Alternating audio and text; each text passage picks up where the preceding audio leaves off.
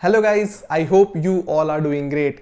Now in this video we have brought you something very exciting. अगर आप नई job ढूंढ रहे हैं, you are searching for better job opportunities with much higher pay scale, then this is the video for you. Stay tuned till the end.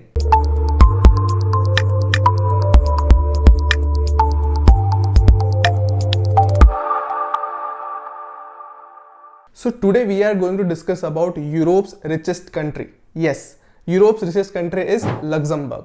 With the economy of $84 billion and per capita income of $1,33,000, Luxembourg is the richest country in the Europe. Now, but Luxembourg के साथ में फिर भी एक छोटा सा problem है. उनके पास में स्किल्ड लेबर का बहुत शॉर्टेज है.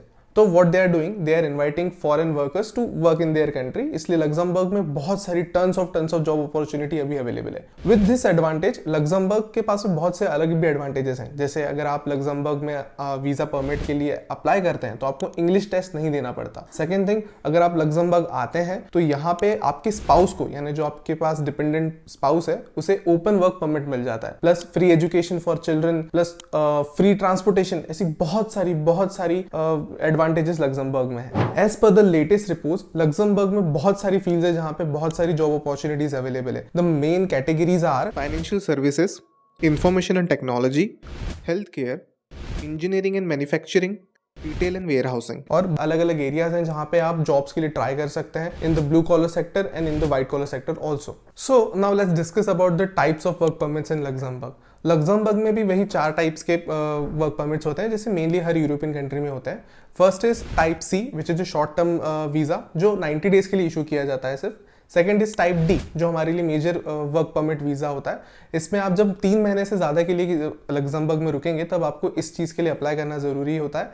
Third one is EU blue card.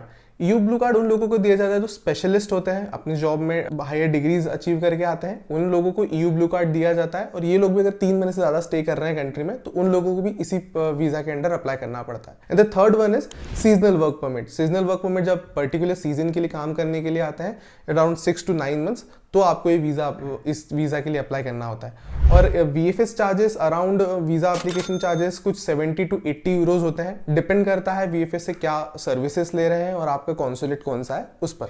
Now how to find jobs in Luxembourg. बहुत ही सिंपल तरीका है. हर यूरोपियन कंट्री में एक बेसिक स्टैंडर्ड तरीका है, उसी तरीके से लग्जमबर्ग में भी आपको अप्लाई करना होता है. सबसे पहले आपको आपके लिए बेस्ट सूटेड जॉब ढूंढना होगा.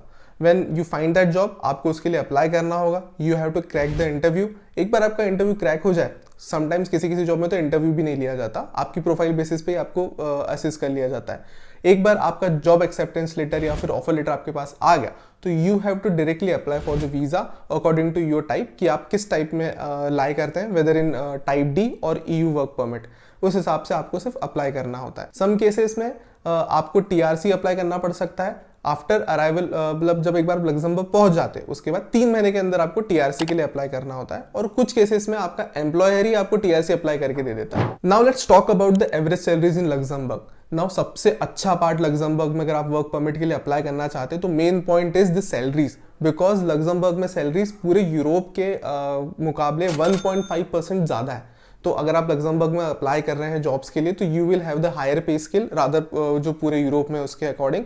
सो जो बेसिक पे स्केल है लग्जमबर्ग में वो है 54,500 euros per annum.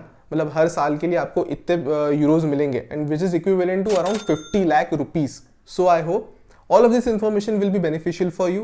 For more such informative videos, subscribe to Videsh Wala. Thanks for watching.